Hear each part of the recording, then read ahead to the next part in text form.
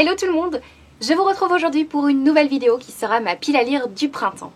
Si vous me suivez depuis un petit temps, vous savez qu'à chaque changement de saison, j'aime faire une nouvelle pile. Et donc pour le printemps, j'ai à nouveau sélectionné une petite série de livres que j'aimerais lire.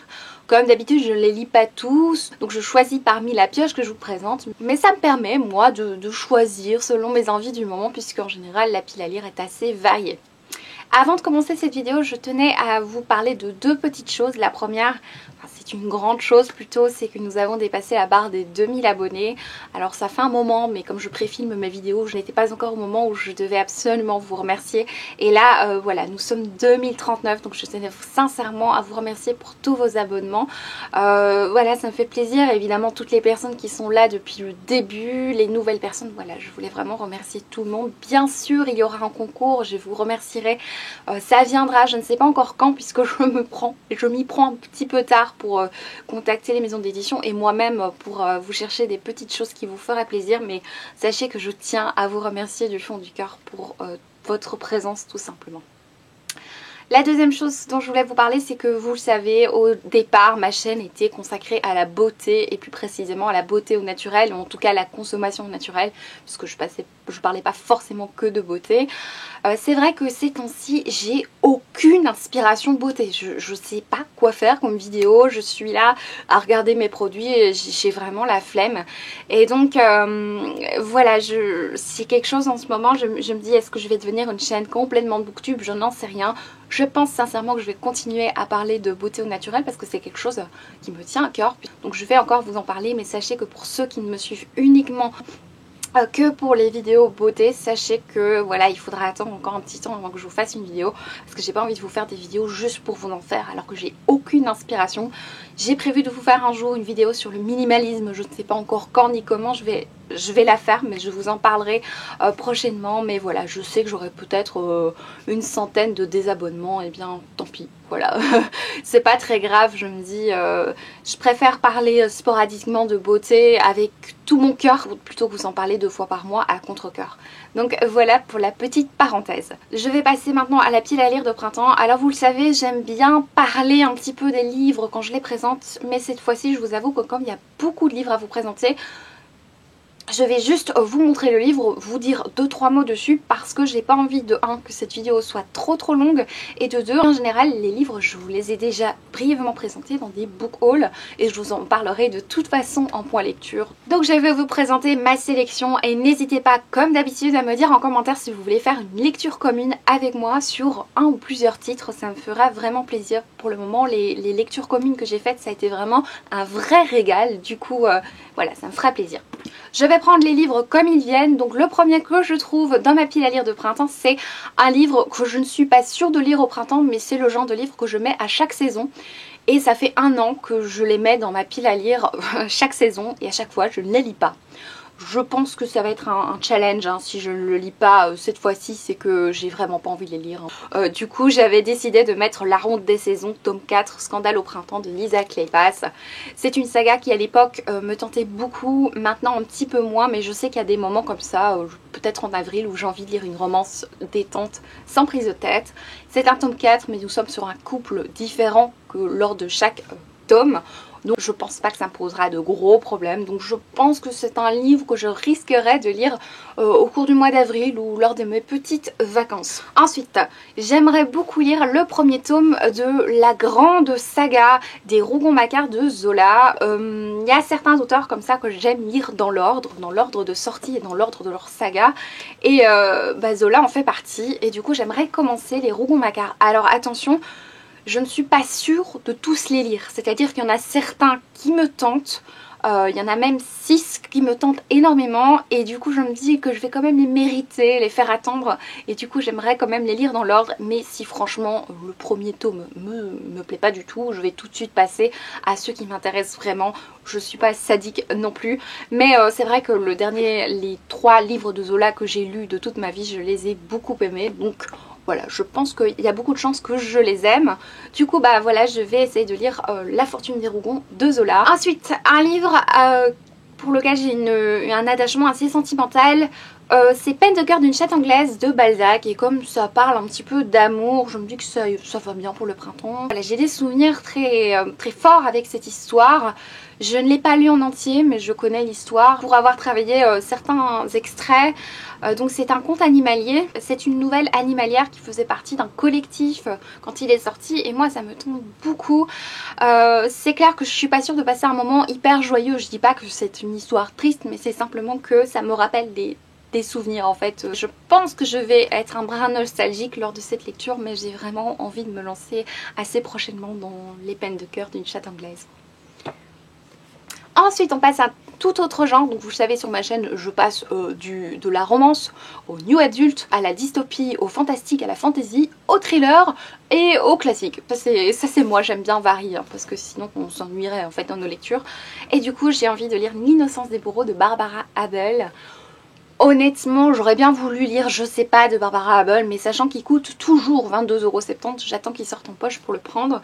Du coup, en attendant, je vais lire L'innocence des bourreaux, qui me tente beaucoup. Il faisait partie de la sélection de la Wild Spy. Vous n'avez pas voté pour, mais c'est pas très grave, je vais le lire. Je pense au printemps. Un livre que j'ai choisi pour sa couverture, en tout cas pour la pile à lire en fonction de sa couverture, c'est Juste avant le bonheur d'Agnès Ledig. On a la mer en fond. Alors vous me direz c'est plutôt pour l'été, mais moi je sais que je vais au Cap Grinet pendant les vacances. Vous savez pas à quel point j'ai hâte en avril de partir. J'ai vraiment besoin d'air de la mer, de la nature, etc. Et du coup je sais que ça me fera bien fou de lire ça sur la plage ou vraiment dans la nature. J'ai vraiment un besoin de retrouver la nature.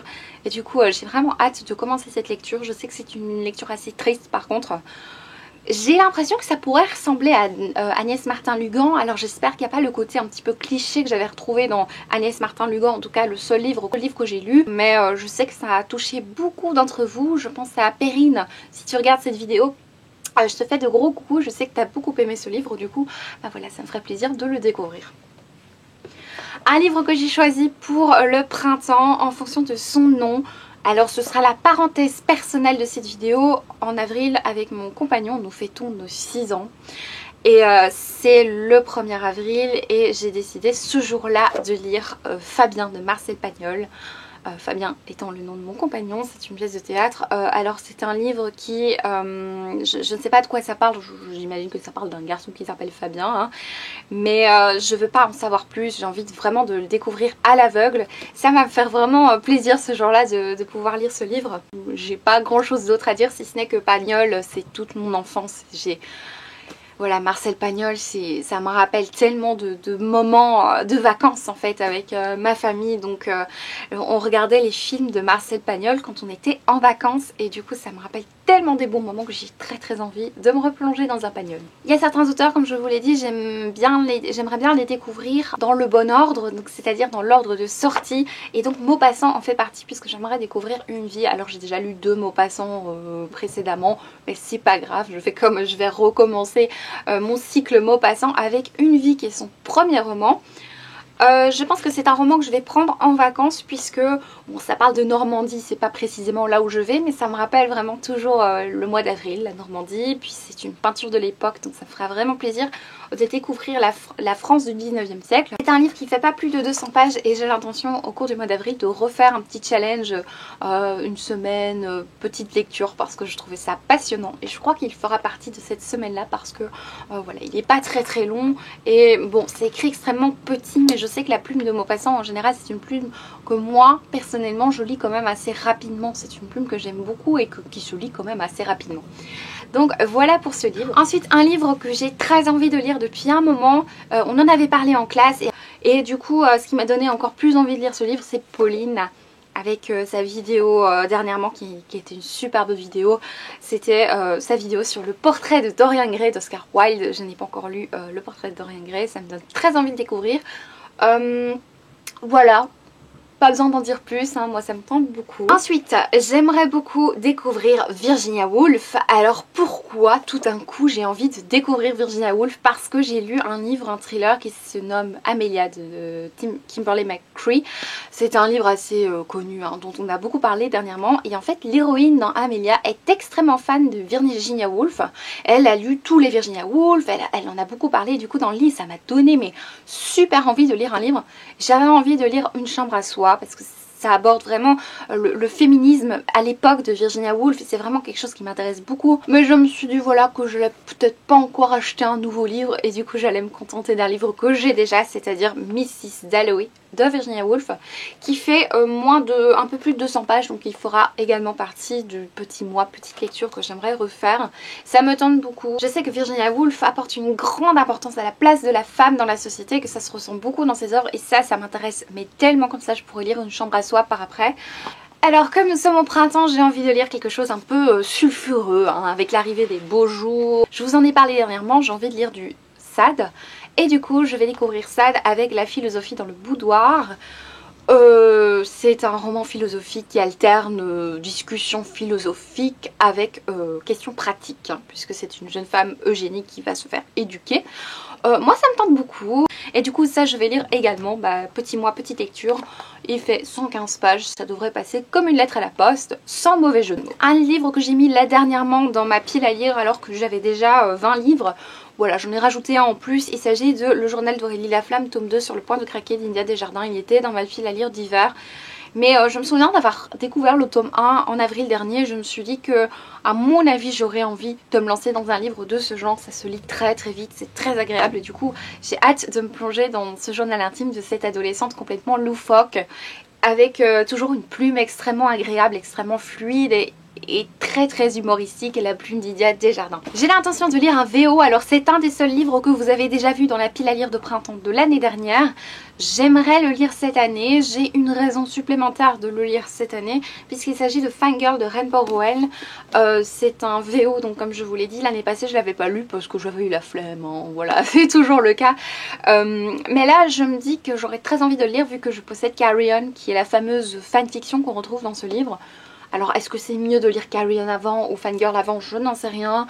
Je vais lire un VO au printemps. Ça va être celui-là avec Heartless également. Donc voilà, c'est un livre que j'ai hâte quand même de découvrir.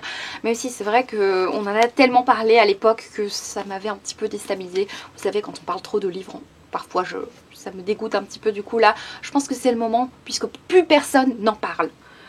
Alors, un autre livre que j'aimerais découvrir durant mes vacances, c'est, vous allez me dire, mais elle a des vacances de 4 semaines. Non, mais je lis beaucoup pendant les vacances. Même si je n'ai pas un travail fixe, ni quoi que ce soit, je lis plus pendant les vacances. J'aimerais beaucoup lire Carnet de route de Marie Lopez. J'ai un petit peu peur avec ce livre, je vous l'avoue. J'ai eu la chance de l'avoir à moitié prix suite à, je pense que j'avais un bon d'achat de 10 €, parce que je pense que je l'aurais jamais acheté à prix plein.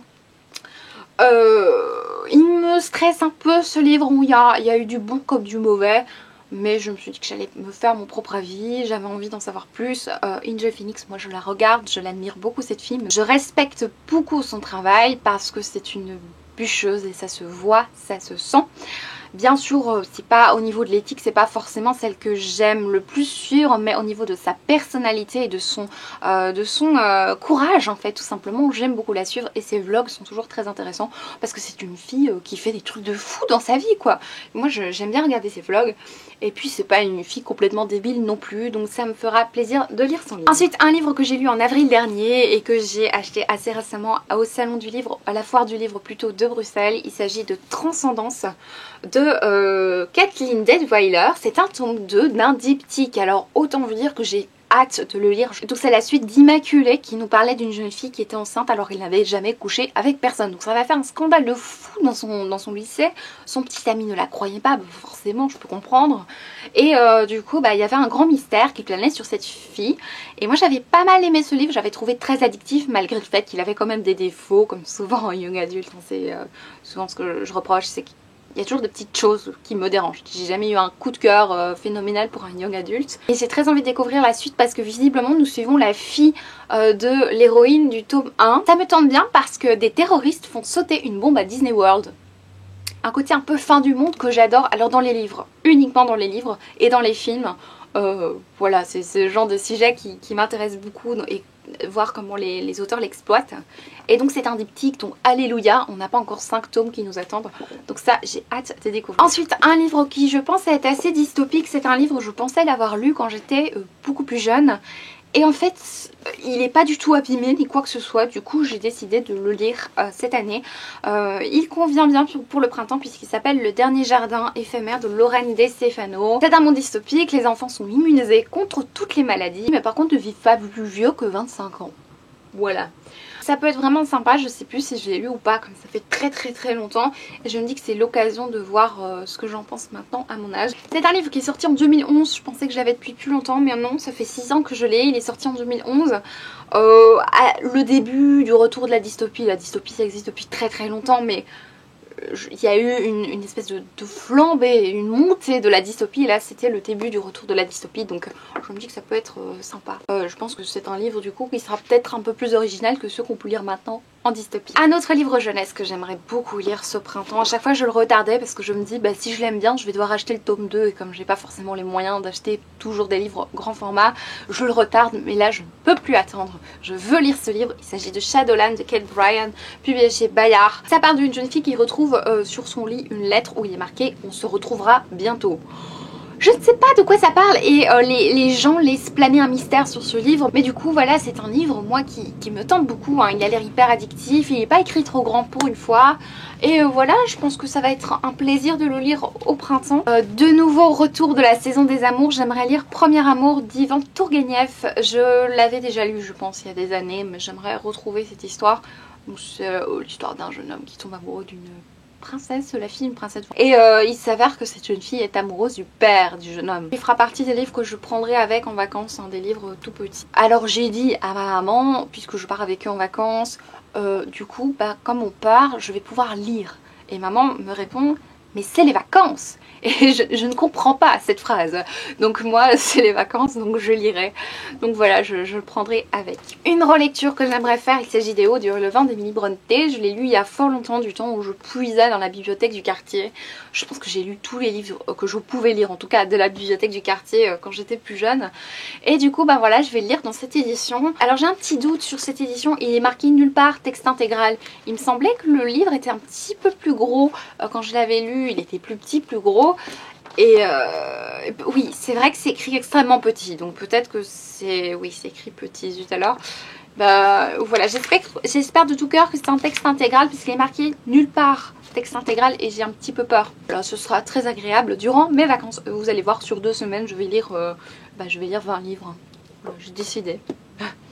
Et les 3 derniers livres que je voulais vous présenter, en tout cas avant la fin de cette vidéo, ce sont des tomes 2, puisque il y a des sagas que j'ai commencé et que je ne continue pas, et ça c'est inadmissible.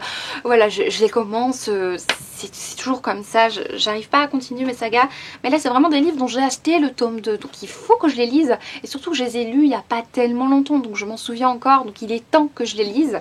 Le premier, il s'agit d'Endgame de James Frey et Nils Johnston. Je vais arrêter de détruire leur nom. Nils Johnson Shelton. J'avais adoré cette dystopie, le premier tome. Du coup, bah, je veux découvrir la suite. Le deuxième, vous en doutez, c'est ça, de Stephen King, le tome 2. Je m'en souviens tellement bien que il faut vraiment que je le continue. C'est pas manque d'envie en fait, c'est question de temps et question de priorité tout simplement, puisque j'ai pas mal de services presse aussi à lire. Et du coup, bah... Métamorphose, le tome 2 d'Erika Duflo, un livre fantastique, même si j'ai un petit peu peur avec ce tome 2 puisque nous sommes véritablement là maintenant dans le monde fantastique. Comme d'habitude, je participe au challenge des saisons et des pages, au fil des saisons et des pages qui a été organisé par Elliot et ses livres. Alors je le respecte plus ou moins, on va dire. C'est-à-dire qu'en hiver, j'ai plus ou moins réussi à lire tout ce qu'il fallait. Et du coup pour le printemps je vais aussi sélectionner les livres que je dois lire selon le challenge. Du coup le premier c'est un livre jeunesse qu'il faut lire, ben voilà c'est un livre jeunesse que je lirai. Alors la deuxième catégorie, il faut lire un livre avec un prénom dans le titre. Et Fabien, ça me semble convenir pour cette catégorie là. Un livre emprunté, et bien là on verra, puisque j'emprunte des livres à la bibliothèque, donc on verra ce qui me tombe sous la main à ce moment là. Et donc en dernier lieu, en 4e lieu, il faut lire un un livre abandonné par quelqu'un de l'entourage et ça c'est ce qui me fait peur. Abandonné par quelqu'un de l'entourage, est-ce qu'on peut dire donné, parce que abandonner, voilà, en général si les gens de mon entourage abandonnent un livre aussi qu'ils ne l'aiment pas et du coup j'ai un petit peu du mal à aimer, mais enfin ça dépend qui bien sûr parce qu'on n'a pas tous le même goût. Et alors il faut tirer dans la boucle-jar. Alors c'est le moment que je préfère tous les mois et à chaque changement de saison, le tirage de la boucle-jar. Alors je vais piocher et tirer un livre à lire au printemps.